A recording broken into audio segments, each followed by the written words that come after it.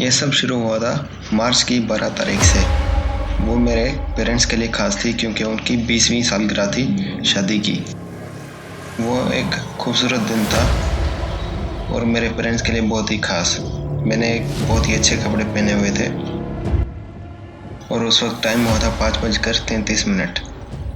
मैं जैसे ही अपनी टाई सेट कर रहा था तो मेरी मोबाइल बंद हो गई, लेकिन बंद होने से पहले उस पर एक मैसेज आया। ये थोड़ा अजीब था, मुझे लगा ऐसा क्यों हुआ। जैसे ही मैंने मोबाइल खोली, थोड़ी देर में मैंने मोबाइल खोली और उस पर मैसेज देखा तो उस पर मेरी मदर ने मुझे मैसेज किया हुआ था कि मेरी मदद करो। मैं थोड़ा घबरा गया कि उसने ऐसा क्यों कहा। मैंने जल्दी से रिप्लाई किया कि आप ठीक है, क्या हुआ है। फिर मेरी मॉम ने मुझे दोबारा रिप्लाई किया। उसने कहा हाँ सब कुछ ठीक है, वो गलती से मैसेज आ गया था। फिर मैंने सुकून की सांस ली और अपने आप को तैयार करने में लग गया। कुछ टाइम गुजरा तो मुझे एक और मैसेज रिसीव हुआ। वो मेरे डैड की तरफ से आया था। उसमें भी ये लिखा हुआ था कि मेरी मदद करो।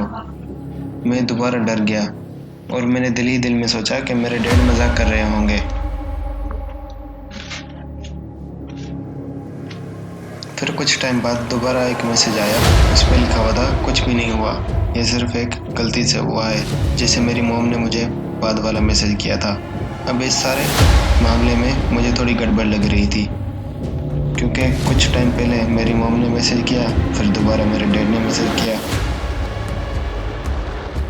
2-3 मिनट बाद मेरी सिस्टर का बिल्कुल वही मैसेज आया जो मेरी मॉम और मेरे डैड ने कहा था कि मेरी मदद करो।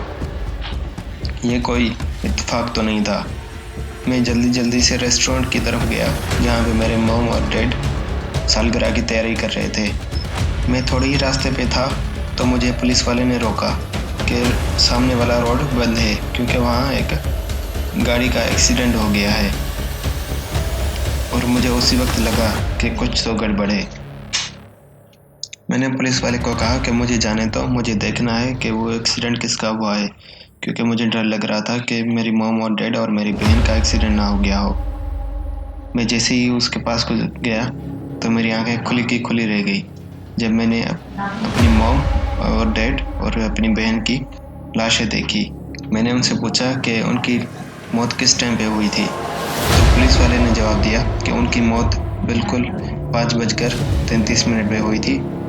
ये वही एग्जैक्ट टाइम था जब मुझे मैसेजेस रिसीव होना शुरू हुए थे।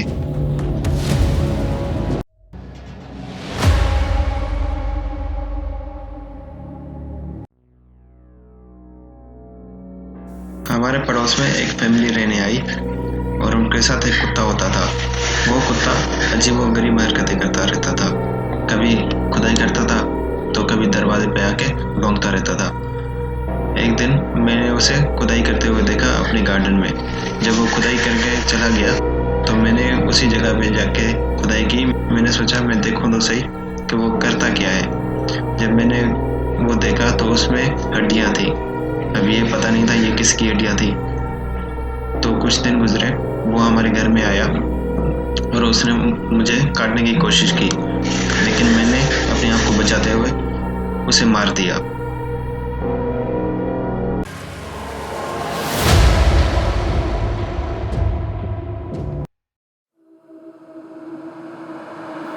मैं स्कूल जाने के लिए बस में बैठा।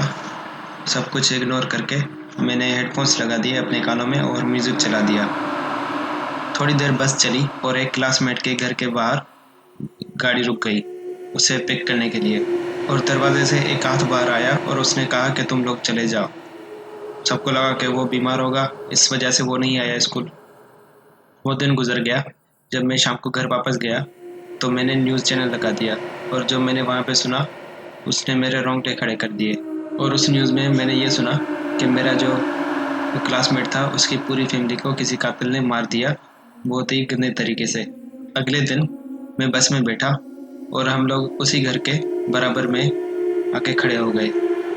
मुझे लगा कि ड्राइवर को कुछ पता नहीं कि क्या हुआ है उसके घर पर। मैं उसके पास जा ही रहा था ये समझाने के लिए कि उसकी फैमिली मर चुकी है, लेकिन मैंने जो देखा वो बिल्कुल हैरानकुन था क्योंकि दरवाजे से एक और हाथ बाहर आया और उसने दोबारा जाने का इशारा किया और मैं घबराकर बिल्कुल खामोशी से बस की सीट पे बैठ गया।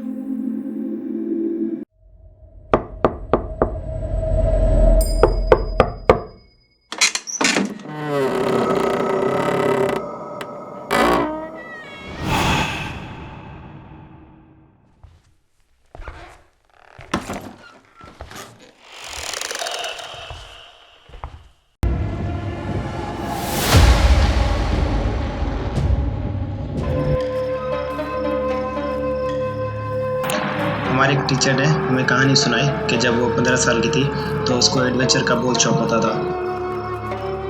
वो संडे का दिन था और उन्होंने एडवेंचर करने का सोचा। वो पैदल जा रहे थे और उन्होंने देखा कि एक लंबी लाइन लोगों की जंगल की तरफ जा रही है। उन्हें कुछ ऐसा लगा कि किसी की मौत हो चुकी है और वो उसे लेके जा रहे हैं। जब उन्होंने थोड़ा गौर से देखा तो उन सारे लोगों ने काले कपड़े पहने हुए थे और उनका फेस भी सही से दिख नहीं रहा था। जैसे ही वो उन लोगों के करीब पहुंचे और उन्हें ढूंढने की कोशिश की तो वो वहां से गायब हो चुके थे जंगल के अंदर।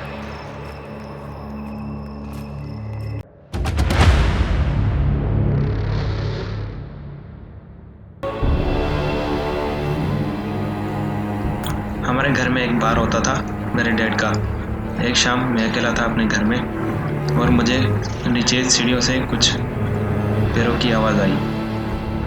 तो मैंने सोचा कि मैं जाके देख के आ जाऊं कि कोई है तो नहीं हमारे घर में। जैसे ही मैं नीचे पहुंचा तो मुझे टूटे हुए शीशे मिले पूरे फ्लोर पर और मुझे कुछ लोगों के चिल्लाने की आवाज़ भी सुनाई दे रही थी। तो मैं जल्दी से अपने कमरे में गया और अपने कमरे को लॉक कर दिया और मैं वहीं इंतज़ार कर रहा था अपने पेरेंट्स के आने का। जैसे वो घर पे पहुंचे तो घर में कुछ भी नहीं हुआ था, ना ही वो टूटे हुए शीशे और ना ही किसी की चिल्लाने की आवाज़, क्योंकि घर में सिर्फ मैं अकेला ही था।